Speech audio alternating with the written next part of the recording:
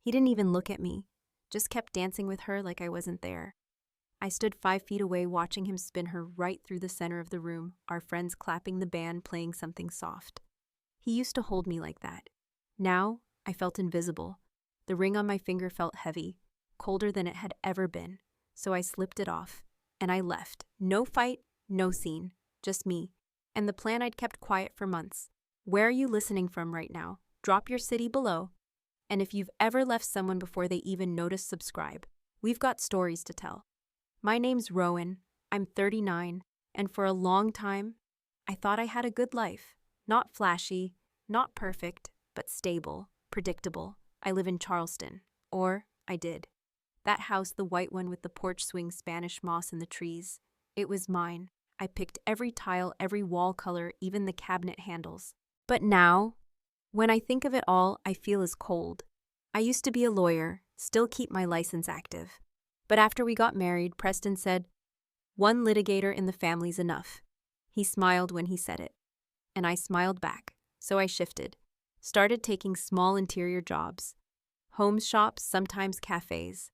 I found joy in it, making places feel like someone actually lived there. He used to say, "You make spaces warm, I make them legal." That was his charm. Always had a line ready, always knew how to own a room. People loved him. Judges, neighbors, even waiters at the country club. And honestly, so did I. We'd been married 11 years, no kids, not for lack of trying. We had 2 miscarriages, stopped talking about the third. After that, he buried himself in work. And I buried myself in holding it together. I kept the house running, kept up with the invitations, the social calendar, his dry cleaning. At night, he'd come home smelling like courtrooms and spearmint, sometimes tired, sometimes distracted. But I told myself this is just what life looks like after a decade. You trade passion for partnership, fire for routine. That's normal, right? Until one Friday, I got the mail, and there it was, a mortgage statement from a bank I didn't recognize. Our house, remortgaged for $750,000. My name was on the paperwork, but I'd never signed it. I looked at the signature, and for a second, I almost believed it was mine. Same slant, same flick at the end. But no, it was forged. By someone who knew me very, very well. And right then, something inside me went quiet. Not angry, not afraid, just quiet. That kind of quiet right before a storm. The first time I saw her, I didn't know who she was. It was a fundraiser, downtown. Marble floors, string quartet, those little crab cakes they always pass around on trays too small. I wore green that night. Emerald satin. It used to be his favorite. He said it made my eyes look like they were lit from inside. But that night, he barely looked at me. He was busy dancing, with her, tall, red dress, red lips. The kind of woman who didn't flinch when people stared. She wasn't his associate. I would have known. Preston never brought juniors to events like that. Said they still needed polish. But she moved like she belonged. They danced like no one else was in the room, slow, close. His hand way too low on her back. And when she laughed, he leaned in. Too far. Too long. I stood near the bar, watched the way her hand rested on his chest when the music paused. That wasn't business. That wasn't friendship. That was a woman who knew his cologne and his secrets. Someone asked me if I was enjoying the event. I nodded, sipped my wine. Smiled like I didn't just watch my husband give someone else the smile that used to be mine. He came over once, told me she was a client's daughter, that she'd just moved to Charleston and needed legal help with real estate. I asked her name. He said Isla. Said it like it was nothing, like I was crazy for even asking. That night, he didn't come home. Said he fell asleep at the office. I didn't push, didn't accuse, didn't cry, but I laid in bed for hours, eyes wide open, listening to the hum of the ceiling fan and whispering one sentence over and over in my head. You just made your last mistake. I kept that mortgage statement in the drawer by my side of the bed. Didn't touch it for 3 days, just looked at it every night before turning off the lamp. The amount didn't change. The bank name didn't change. Neither did the signature that wasn't mine. What changed was me, something in me, let go. Not of the marriage, not yet, but of the fantasy. I stopped pretending we were still on the same team. He didn't notice. Still kissed my cheek in the morning. Still asked if I wanted anything when he picked up Thai food. Still left his shoes in the middle of the hallway like he owned the floor I swept. I waited until he went to play golf before I opened his office drawer, the one he kept locked but never changed the key for. Inside a file folder with thick corners creased like it had traveled. Loan documents, wire transfers, emails. He'd mortgaged the house twice. The first one I knew, we used that money to renovate. The second, no. That one he used to fund a new venture. The emails called it Quinn Holdings. Quinn, Isla Quinn. I closed the folder, sat on the floor, and stared at the walls I'd painted myself. Soft gray in the kitchen, pale blue in the guest room. He used to say it made the house feel calm. Now I realized it was the perfect cover. People don't look for rot when the walls are pretty. I made copies, scanned every page, uploaded them to a cloud folder under a name he'd never guess. That night I laid beside him in bed. He snored like nothing had changed. And I thought how strange it is to share a mattress with someone who sees you as a pawn in their escape plan. I didn't tell anyone, not at first. But there's one person I've always trusted. Callum. We went to law school together. He dropped out second year, said he hated courtrooms but loved systems. Now he works in cybersecurity, the kind of guy you call when you think someone's watching but can't prove it yet. I met him for coffee, told him I needed help recovering some files. Didn't say much more, just showed him the folder with Preston's name on every page. Callum looked at me for a long second, then said, "How deep do you want to go?" I said. "All the way." So we did. We started with Preston's emails. The firm used encrypted accounts, but Preston wasn't as careful on his personal laptop. Callum found a hidden folder, labeled Q2 Finance. Inside photos, not spreadsheets, not charts. Photos. Preston and Isla in a high-rise apartment, New York skyline behind them. Same view from a listing I'd sent him a year ago as a joke. Maybe one day, I'd said. Guess he took it seriously, just not with me. Callum didn't say much, just clicked through the pictures like they were evidence in a trial, which in a way they were.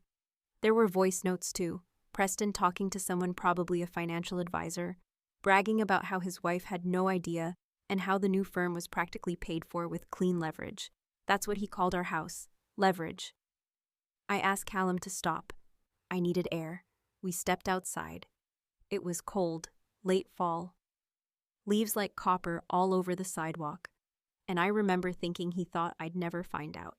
He really believed I'd stay decorating bathrooms while he built a new life with someone half my age. But I wasn't broken, just quiet. And quiet isn't the same as weak. He took me to dinner that night, some steakhouse he liked downtown. Said we hadn't gone out in a while. I knew what it was. A peace offering before the next blow. I wore a black dress, simple, old, the kind he never noticed anymore. He held the door, ordered for both of us. Still remembered I hated olives. Small details, big damage. He talked about work, the firm's expansion, how things were shifting, and he might need to travel more. I just nodded, chewed my food, counted the seconds between his lies. Then he set his glass down, looked me straight in the eye, and said, "Rowan, I've been thinking, maybe we've grown apart." My hands didn't move, my face didn't change. I just waited. He kept going. "I still care about you, but I don't think either of us wants to live like roommates forever." He smiled, like he'd said something wise, noble. And I realized he thought he was letting me down easy. Thought he was being kind. Thought I didn't know he was already living with someone else in a city I'd never been invited to. I wiped my mouth, took a sip of water, and said I understand. That was it. I didn't ask questions, didn't cry, didn't reach for his hand. Just let him pay the bill, let him walk me to the car. Let him believe he was still in control. Because by then, I'd already bought the bus ticket. Already set up the offshore account. Already packed the go bag and left it at Callum's. I wasn't planning a confrontation. I was planning an exit, one he'd never see coming. Because he thought I was too polite to vanish, too good to leave him wondering, too small to make a mess without lifting a finger. He didn't know me at all. I stood in our bedroom 3 days later. The closet was open, his suits lined up like soldiers, my dresses quiet in the corner. I didn't cry. I didn't even blink. I just pulled out a duffel, not too big, one I could carry without looking suspicious. 2 changes of clothes, cash, a copy of my birth certificate, new ID registered to a name he'd never spoken out loud. Maeve Hollis. Not a fake name, just A different version of me. One that didn't ask for permission. One that didn't wait to be chosen. I left the ring in the drawer. The original mortgage deed too, the one with both our signatures before he started forging mine. Callum picked me up before sunrise. Didn't say much, just handed me coffee and drove. We didn't take the highway. Too risky, too traceable. The cabin in the Blue Ridge Mountains was quiet when we arrived. No cell signal, no neighbors, just trees and space. I stood on the porch for a long time before going inside. I wasn't afraid, just done. Done explaining, done waiting, done shrinking. That night I sat by the fireplace with a pen in my hand and wrote down the name I'd use from now on. Maeve. It felt strange at first, then right. Like stepping into a room where the air finally fit my lungs. The first thing I did was delete my old email, not just the app, the entire account. Rowan Hart was gone. Maeve Hollis had things to do. Callum handled the paperwork. He'd been building her for months. Social security number tied to a child who passed at birth. Digital trail just enough to look real. She had a degree, a work history, a resume that fit the kind of woman who fixed broken companies and kept their mess off the front page. I memorized it like a script. Where she studied, what year she moved to Chicago, why she preferred to stay off LinkedIn. I flew under a business alias. Arrived in New York with one carry-on and a file folder full of lies that weren't really lies, just carefully curated truths. The apartment I leased was through a corporate housing agency. Brooklyn Heights, modest, clean, cash deposit. Nobody asked questions. Every day for 2 weeks, I built a new rhythm. I woke early, went to the same coffee shop, smiled at the barista. Maeve liked cappuccinos, no sugar. I updated her LinkedIn profile, posted about joining a new client transition. Just vague enough, just polished enough. And every night I tracked Preston. His new firm Vale Quinn Legal Group was making moves, acquiring a boutique firm in Soho, merging assets, hiring consultants. I knew that window wouldn't stay open long. So I slid my name into the mix, not directly, through a recruiter, fake portfolio, real credentials, carefully positioned. A call came in 2 days later. We're looking for someone to help with post-merger integration. I smiled, said I'd done that before. They scheduled an interview, sent me the building address. I knew the lobby well. I used to walk by it on vacation with Preston back when New York was still a dream we shared. Now, it would be the place his past walked through the front door without him even knowing. The lobby hadn't changed. Same marble floors, same fake smile from the receptionist. Only now, I wasn't the wife in heels waiting for her husband. I was the consultant. On the calendar, with a purpose. I gave them the name Maeve Hollis. She checked the list, then handed me a visitor badge. 8th floor, she said. Conference room 2. The elevator moved slow. My pulse didn't. But my face stayed calm, my voice steady. That's something grief teaches you. How to look normal when everything inside you wants to scream. The conference room smelled like leather and printer ink.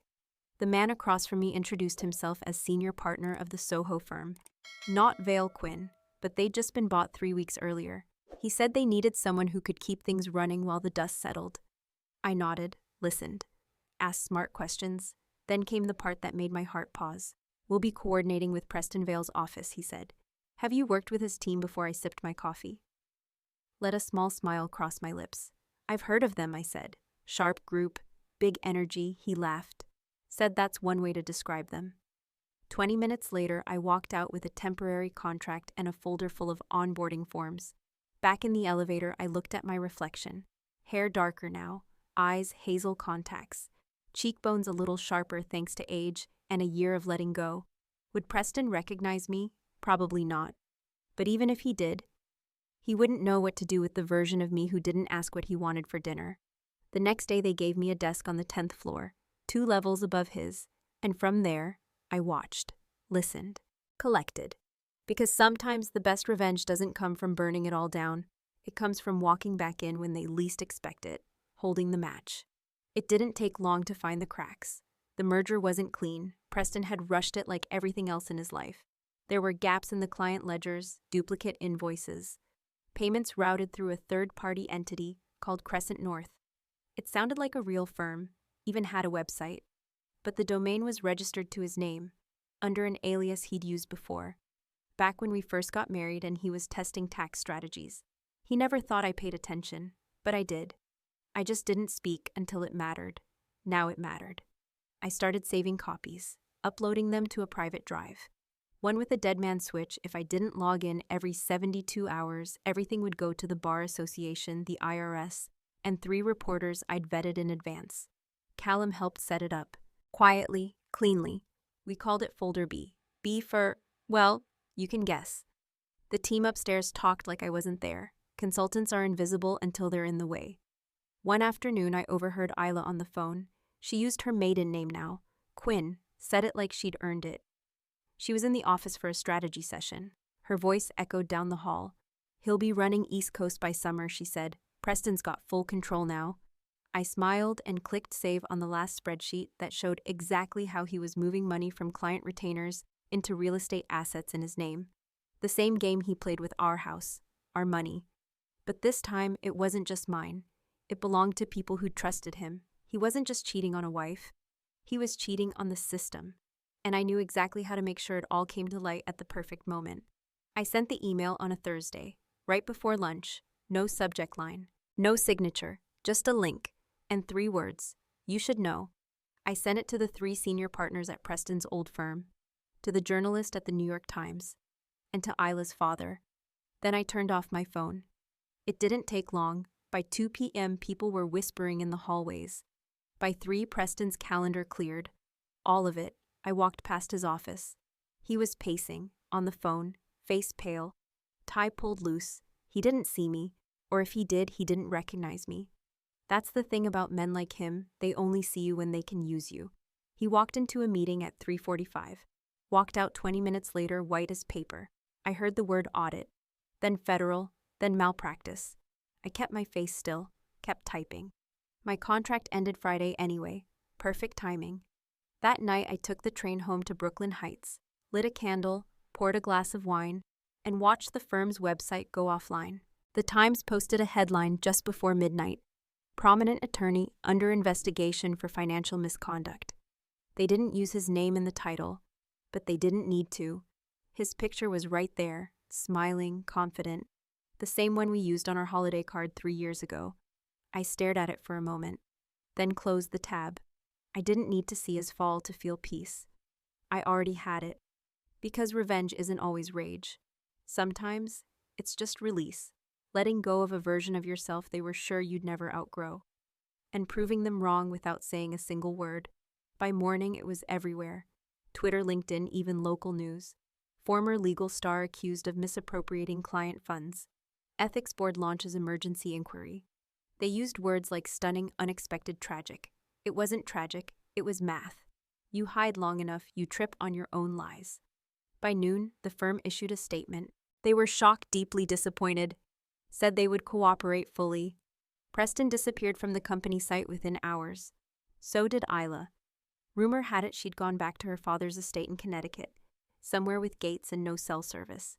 They'd scrubbed her name from the Vale Quinn homepage too. Her bio gone, her quotes erased, like she'd never existed.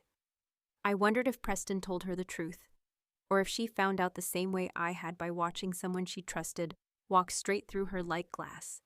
That evening, my secure phone buzzed. An unknown number, no message, then another, same pattern. And finally, his voice. Rowan, if this is you, please just call me. I know what you did, and I know why. But can we talk? He wanted to talk after burning down our life to build something shinier with someone else. I didn't respond. Didn't even save the number. He called again 2 nights later, said the media had camped outside his condo, said Isla had stepped back. He sounded tired, almost broken, but not sorry. He never said he was sorry, just confused. Angry that I'd done something without telling him. The irony nearly made me laugh. I turned off the phone and powered up the clean one, the one that belonged to Maeve. Checked emails, paid rent, booked a train ticket upstate, just for the weekend, just to see the leaves, and maybe to let the silence sink in. I didn't need to watch him unravel. Didn't need to attend the hearings or read the articles or track the court records. I already knew how the story ended, because the story wasn't his anymore. It was mine, and I was done being the footnote. 1 week later, I walked past a bookstore. saw a magazine in the window, his face on the cover. Caption: The Fall of Vale, when success turns blind. I didn't buy it. Didn't even pause. Just kept walking. My bag felt light. My steps steady. I didn't know exactly where I was headed, but I knew this: he'd wake up every day wondering where I went, and every night realizing he'd never find me. Not because I disappeared, but because I outgrew the version of myself he thought would never leave. That was the real punishment. Not prison, not headlines, not financial ruin, just this knowing the woman he buried came back, smarter, quieter, and completely beyond his reach. Sometimes the best closure is no confrontation, just a door he'll never get to knock on again. 1 year later, the city feels different. Not safer, not louder, just mine. My apartment has big windows. They don't face anything glamorous, just the street, people walking their dogs, cabs honking, wind through scaffolding. And somehow it makes me feel alive. My name's still Maeve Hollis, and I think it always will be. Rowan was the version of me that tried too hard to belong, to please, to stay quiet because being good was supposed to be enough. It wasn't. Now I work for myself, help small firms restructure. I keep things running when everything falls apart. Funny, that's what I did in my marriage too. Only now, I get paid, and I get to leave when I'm done. I don't tell people what happened. Not really. Sometimes it comes out in pieces. Little truths wrapped in client stories. But most of the time, I just let it be part of the past. Because healing isn't always dramatic. Sometimes it's just choosing not to answer when the past calls at midnight. It's waking up and making coffee in a quiet kitchen without checking someone else's calendar. It's remembering I don't owe anyone a version of myself that makes them more comfortable. People ask if I ever think about him. I do, but not with anger and not with grief. Just distance, like someone I used to know. A face fading in the rearview mirror of a car I was meant to drive all along. Have you ever walked away from something you were supposed to keep holding on to? Tell me, I'll listen. And if you've ever chosen peace over explanation, subscribe. There's more where that came from.